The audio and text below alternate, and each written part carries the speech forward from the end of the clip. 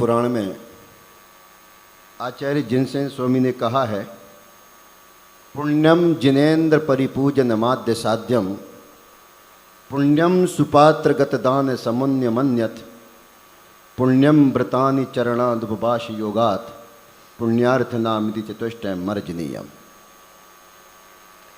इस पंचम काल में जीवों को पुण्य अर्जन करने के मात्र 4 साधन हैं। इसके अलावा संसार में पुण्य अर्जन के कोई साधन नहीं है। और अगर इनसे पुण्य अर्जन कर लिया तो ही पुण्य अर्जन होता है, नहीं तो आप जहां भी कुछ कर रहे हैं तो वहां पाप का ही अर्जन हो रहा है। और आचार्य ने स्पष्ट घोषणा कर दी कि भाई पुण्य के 4 साधन उन्होंने बताए। पहला साधन बताया पुण्यम जिनेन्द्र परिपूजन माद्य साध्यम। जिनेन्द्र भगवान की प्रथम पुण्य अर्जन करने की अगर कोई बनती है तो कहते भूमिका बनती है तो जिनेन्द्र भगवान की पूजा है। और दूसरा पुण्य बताया पुण्यम सुपात्र गतदान समुन्य मन्यत। और दूसरा बता दिया कि मुनिराजों को आहार दान, व्रतानी है, व्रतियों को आहार दान। फिर बताया सुपात्र दान। और तीसरा बताया पुण्यम व्रतानि चरणादुपवास योगात। और कहते हैं तीसरा बता दिया कि व्रतों का पालन करो। और चौथा बताया पुण्यार्थना दुपवास योगात। चौथा बता दिया कि उपवास करो। ये 4 चीजें जिसने अपने जीवन में की है वो पुण्य अर्जन कर रहा है, नहीं तो सारे के सारे लोग कुछ ना कुछ कर रहे हैं, जरूरी नहीं कि उससे पुण्य अर्जन हो। जिनेन्द्र भगवान की निर्दोष परमात्मा की पूजा निर्दोष पुण्यात्मा ही कर सकता है। निर्दोष परमात्मा की पूजा निर्दोष पुण्यात्मा ही कर सकता है। पुण्य क्षीण व्यक्ति तो भगवान के चरणों तक पहुंच नहीं पाता है, वो कभी नहीं पहुंच पाता है। जिसके घर में साली धान की खीर बनी हो और साली धान की अच्छी सुंदर खीर बनी हो, स्वादिष्ट खीर बनी हो, और घर में पिता आया और जाकर के कहने लगा मुझे कोदों की खीर खानी है, कोदों की खीर खानी है। बहू अगर समझदार होगी तो कह देगी कि मेरे ससुर का पुण्य क्षीण हो गया है, इतना सुंदर द्रव्य बना हुआ है और क्षुद्र धान खाने के भाव हो रहे हैं, क्षुद्र धान खाने के भाव हो रहे हैं। इसका मतलब है इनका पुण्य क्षीण हो चुका है कि बिल्कुल क्षुद्र धान खाने के भाव हो रहे। इसलिए जरूरी नहीं है कि हम जीवन में पुण्य अर्जन करने के लिए कोई दूसरे काम करें, पर आचार्य ने कह दिया कि नहीं, अगर तुम्हें सही पुण्य अर्जन करना है तो 4 काम जरूर करना है इनको। हम कोई अग्नि में धूप घट में या कुंड में धूप जलाते हैं और धूप जलाते हैं, चारों तरफ सुगंधी फैलती है, चारों तरफ सुगंधी फैल रही है। मैं आपसे पूछना चाहता हूं कि वो सुगंधी किसकी है? क्या अग्नि की सुगंधी है? अग्नि की सुगंधी है, वो सुगंधी अग्नि की नहीं है। उस अग्नि में तुमने जो चंदन की धूप डाली थी, सुगंधी उसकी है, लेकिन अग्नि तो उस सुगंधी को प्रस्फुटित कर रही है, उस धूप को प्रस्फुटित कर रही है। अग्नि में धूप डाली थी इसलिए वो प्रस्फुटित हो रही है। इसलिए तेरे पास में जो द्रव्य वर्तमान की जो पर्याय है, ये जो सुगंधी है, तुझे यश कीर्ति सब कुछ प्राप्त हो रहा है। ये तुझे वर्तमान का कुछ नहीं है, ये तूने पूर्व भव की पुण्य की धूप उस शरीर में डाली थी, वर्तमान की पर्याय में डाली थी, इसलिए चारों तरफ तुझे यश कीर्ति पता का सब कुछ प्राप्त हो रही है। और आप देख रहे हैं कि रास्ते में चलते चलते अंधे लूले लंगड़े दिखते हैं, कभी दरिद्री दिख जाते हैं, तो ये दरिद्री ये वर्तमान की दुर्गंध नहीं है, ये दुर्गंध भी तेरे पूर्व की है, जो आज तूने मुनिराजों की अवहेलना की थी, तूने मुनिराजों में भी किसी प्रकार के दोष देखे थे, जिनेंद्र भगवान के पादमूल में गया तो वहां भी तुझे दोष देखने को मिले। जिनवाणी सुनने गया तो वहां पर भी तेरा मन नहीं लगा, कहीं और विचार थे। तो ऐसे करते करते तूने दुर्गंध अपने आप में भर ली, वो दुर्गंध आज तेरी दिख रही है। इसलिए जिसका पुण्य होता है वही निर्दोष परमात्मा की पूजा कर सकता है। क्षीण पुण्यात्मा कभी भी किसी प्रकार से भगवान की अर्चना नहीं कर सकता। चार भाई खाना खाने बैठ रहे हैं और चारों भाई खाना खाने बैठ रहे हैं। परोसने वाला समान सबको परोस रहा है और परोसते परोसते उसके मन में किसी प्रकार का विकल्प नहीं है कि किसको कितना परोसना, क्या परोसना है, सबको समान परोस रहा है। लेकिन जब तेरे पास आता है तो उसके हाथ की सामग्री समाप्त हो जाती है। तेरे पास तेरा नंबर आता, नियोग देखो कि 3 भाइयों को परोस दिया और तेरे पास पहुंचा तो उसकी सामग्री खत्म हो गई। उसकी सामग्री खत्म नहीं हो गई, तेरा पुण्य का सामग्री खत्म थी। इसलिए महानुभाव पुण्य एकत्रित करना। मुझे पता है एक पिता के 2 बेटे और दोनों बेटे कह रहे हैं पिता से मुझे अलग कर दो, मैं हम साथ में नहीं रह सकते। पिता बहुत समझदार था। पिता ने कहा बेटा एक काम करो, मैं कर दूंगा दोनों को अलग अलग, बराबर बराबर सामग्री दे दूंगा घर में जो है, लेकिन उसके पहले मुझे एक शर्त रखी है। अब वो शर्त है कि 1 मुट्ठी ये चने मेरे हाथ में है, 1 मुट्ठी इसमें है, 1 मुट्ठी इसमें है, और दोनों लेकर के जाओ। 1 साल के बाद मुझे चना वापस चाहिए, चना वापस चाहिए। बड़े पुत्र के प्रति पिता का प्रेम कम था और छोटे पुत्र के प्रति प्रेम ज्यादा था, प्रेम ज्यादा था। बड़ा बेटा अपने आप को तुच्छ समझ रहा था कि पिता का प्रेम छोटे के तरफ है, मेरी तरफ नहीं है, इसलिए कह रहा था कि अलग कर दो। और पिता ने कहा ठीक है कर तो दूंगा, पर ये मुट्ठी मुट्ठी भर मेरे हाथ में दाने हैं चने के, मुझे 1 साल के बाद पूरे सुरक्षित चाहिए है। दोनों को दे दिए। बड़ा बेटा लेकर के गया, सोने की डिब्बी में रख दिया, सोने की डिब्बी में रख दिया, सोने की डिब्बी को गोदरेज में रख दिया, अलमारी में रख दिया। 1 साल ही तो निकालना है, ठीक है 1 साल निकाल लेते। छोटे बेटा समझदार था, उसने कहा पिताजी ने 1 मुट्ठी चने दिए हैं, कुछ रहस्य तो होना चाहिए, अगर घर में रखता हूं तो कीड़े लग जाएंगे, इसको मिट्टी में डाल देता हूं। मिट्टी में डाल देता हूं और मिट्टी में डाल दिए गए, मिट्टी में डाल दिए गए। कुछ दिनों के बाद निकला तो इतने चने निकल गए कि बोरा भर गया, बोरा भर गया। साल बीत गया, साल बीत गया। पिता दोनों के पास में पहुंचा और कह दिया कि बेटे मैंने चने दिए थे पिछले साल और 1 साल हो गया है, वो चने मुझे वापस चाहिए। बड़ा बेटा तो बड़ा खुश था कि मैंने तो रखे हुए सुरक्षित और रखा था। हाँ पिताजी अभी लेकर के आता हूं। और लेकर के आए, सोने की डिब्बी खोली और जैसे ही खोले उसमें कीड़े लग गए थे, कीड़े लग गए थे।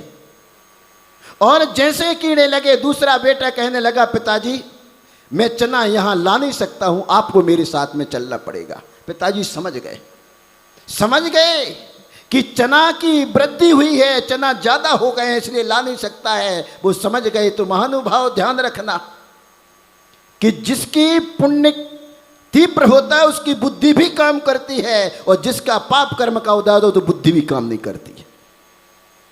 इसलिए पुण्य को बढ़ाना।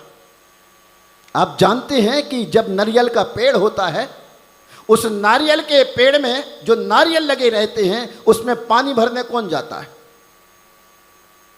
कौन जाता है पानी भरने? कोई नहीं जाता है ना। और पानी खाली करने कौन जाता है? पानी खाली करने कौन जाता है? हम नहीं जाते हैं। अरे जब हमारे पुण्य कर्म का तीव्र उदय होता है तो पानी भरा रहता है, और जब पाप कर्म का उदय आता है तो पानी सूख जाता है, पानी सूख जाता है। आप लोगों ने अगरबत्ती देखी? अगरबत्ती जलती है और सुगंधी भी बिखेरती।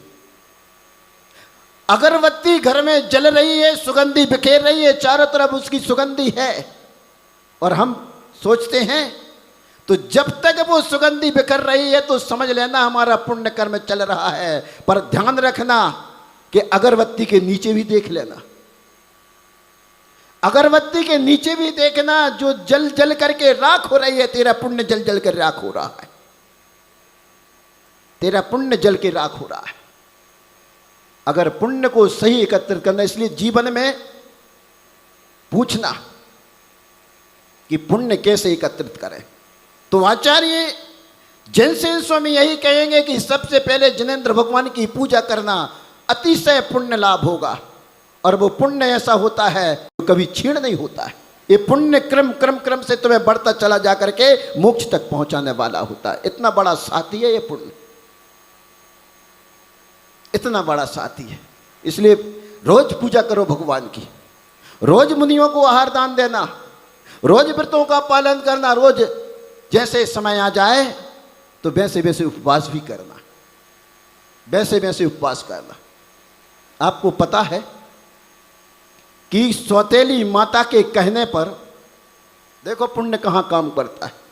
अगर किसी जीवन में पुण्य पाप की परिभाषा पूछने का मन आए तो किसी से पूछना नहीं कि पुण्य का फल क्या है, पाप का फल क्या है, अपने आप सामने दिख जाता है। सौतेली मां के कहने पर पिता ने रामचंद्र को वनवास तो दे दिया,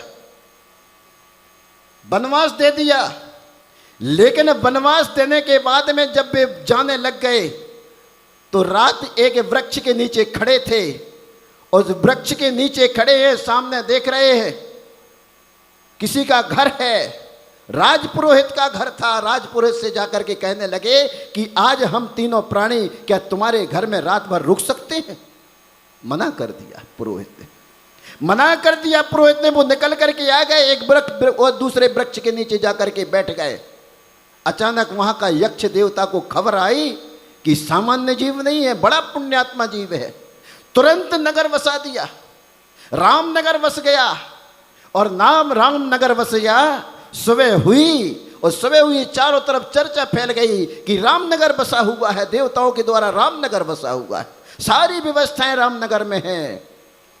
अब देखो पाप का फल, यहां तो पुण्य चमक गया रामचंद्र का, वहां पाप का फल देखो कि जिस पुरोहित के घर में उन्होंने शरण मांगी थी कि रात रुका जा सकता है क्या आपके यहां, वही पुरोहित भिक्षा मांगने चला गया उस नगर में, भिक्षा मांगने के लिए चला गया। ये है पुण्य और पाप। किसी से उस पुण्य और पाप की परिभाषा मत पूछना कि पुण्य क्या है और पाप क्या है। तुम चले जाना अभी यहीं पर, सुबह से सुबह यहीं पर चला जाना। एक व्यक्ति कंधों पर डोली ले रहा है और दूसरा व्यक्ति उस पर बैठा है, तुम्हें दिख जाएगा पुण्य क्या है, पाप क्या है, पुण्य क्या है, पाप क्या है। तुम अपने नगर में जाते हो तो देखना, कलकत्ते में चले जाना, वहां पर हाथ के रिक्शे है, एक हाथ से रिक्शा खींच रहा है और एक उस पर बैठा है, समझ जाना कि वहां पर पुण्य और पाप क्या है। पुण्य और पाप की परिभाषा किसी से पूछने मत जाना। जब तुम खुद समझ जाते हो कि जब तुम्हारे घर में दुख दर्द होता है और तुम्हारे आंखों से आंसू गिरते, जब तुम रोते हो तो समझ जाना पाप आ जब तुम जोर जोर से हंसना शुरू कर देते हो, घर में खुशियां आ जाती हैं, तो समझ लेना तुम्हारे यहां पुण्य आ गया है। मुझे पता है कि एक व्यक्ति सम्य शिखर की यात्रा के लिए पहुंच रहा है। मन में विकल्प कर लिया, घर में विकल्प किया उसने कि सम्य शिखर की यात्रा करना है। और सम्य शिखर की यात्रा करने के लिए ऐसे विकल्प कर लिया, लेकिन अकेले में जाकर के सोचने लगा कि मुझ जैसा कसाई व्यक्ति जिसने कभी भाव नहीं किए, कभी सम्य शिखर के भाव नहीं किए दर्शन करने के, कभी मुनियों के दर्शन करने के भाव नहीं किए, अरे घर के सामने मंदिर है तो घर के सामने मंदिर दर्शन करने के भी भाव नहीं हुए, ऐसा व्यक्ति के मन में अचानक ये सम्य शिखर की दर्शन की वंदना के भाव कैसे हो गए, तीर्थ क्षेत्र की वंदना के भाव कैसे हो गए। ध्यान रखना महानुभाव, पूर्व पुण्य की प्रकृतियां जब तक सत्ता में रहती हैं तब तक तुम्हारे अंदर में कुछ नहीं कर सकती, लेकिन वो सत्ता में आई प्रकृति जब तुम्हारी प्रस्फुटित होती है तो कहते हैं वे भाव भी बदल देती है, भाव भी बदल देती है। और कहते हैं जिस व्यक्ति ने कभी मंदिर के नाम पर किसी प्रकार का ना तो किसी मन में भाव किए कि सामने मंदिर है तो दर्शन कर ले, कभी किसी मुनिराजों के दर्शन नहीं किए, जिनवाणी की दो बातें नहीं सुनी, किसी का विनय नहीं किया, ऐसा कसाई व्यक्ति दिन भर पंचेंद्रियों के विषयों में लीन है और अचानक उसके मन में ये भाव आ जाए कि मुझे तीर्थ वंदना के लिए जाना है, और कहते हैं चला गया। चला गया, दो भाई हैं, दोनों भाई चले गए, पिता भी साथ में चला गया कि अभी छोटे छोटे हैं, 12-12, 14-14, 16-16 साल के हैं, अभी कैसे जाएंगे अकेले, साथ में चलते हैं। और चले गए और जाकर के वहां पर पहुंच गए जहां पर भगवान का समूह लगा हुआ है। चंदा प्रभु भगवान का समूह लगा हुआ है।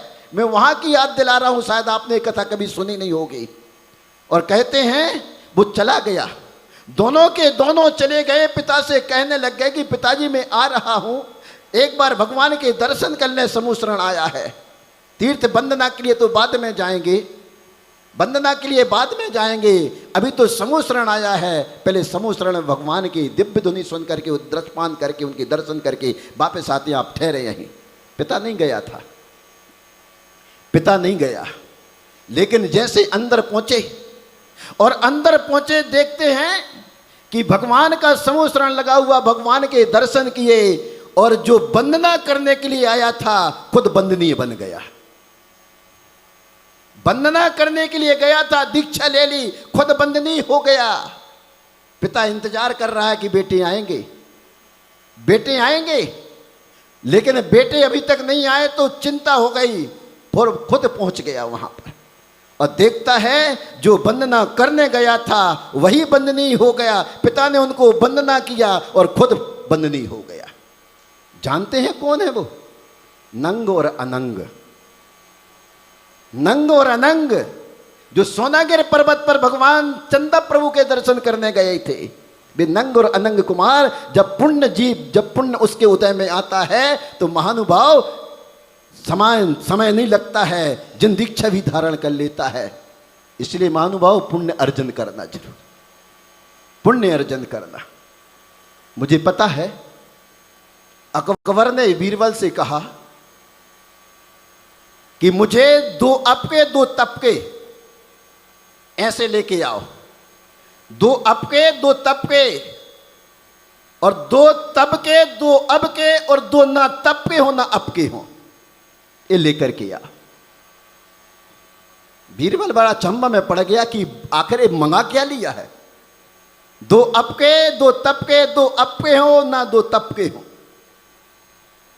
कह दिया ठीक है, दिमाग लगाया और बीरबल लेकर के पहुंच गया एक मुनिराज को, एक सेठ को, एक ब्रह्मचारी को और एक भिखारी को लेकर के पहुंच गया।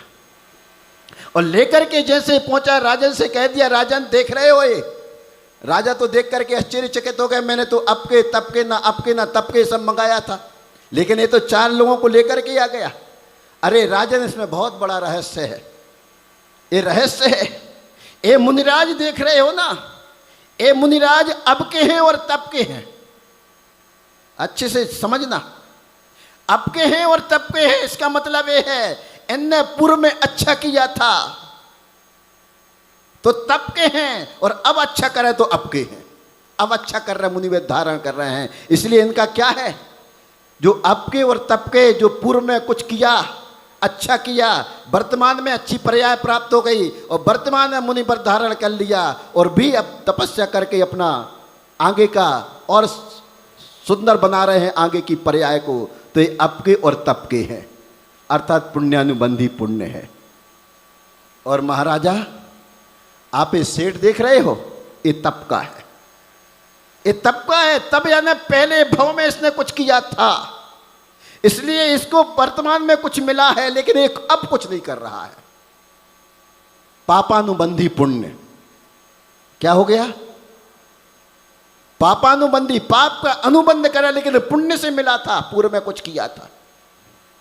और महाराज, ये जो ब्रह्मचारी देख रहे हैं ना, ये अपका है, ये अपका है। इसने पूर्व में कुछ नहीं किया, इसलिए इसे घर में ना तो धन संपदा है ना कुछ है, लेकिन ये अब कर रहा है तो ये पुण्यानुबंधी पाप।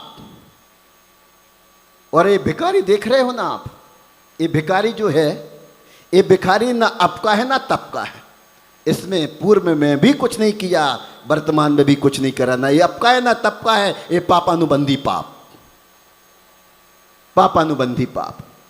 इसलिए मैं आप लोगों से कह रहा हूं पुण्यानुबंधी पुण्य करना है। जिनेंद्र भगवान की भक्ति, जिनेंद्र भगवान की पूजा पुण्यानुबंधी पुण्य प्राप्त करती है। और जिनसे स्वामी आचार्य कह रहे हैं कि जीवन में पुण्य एकत्रित करना, और पुण्य के लिए मात्र 4 गलियां हमारे लिए बताई हैं, 4 हमारी चीज़ें बताई हैं, उनको यथास्थान अपन पालन करते हुए अपने आप को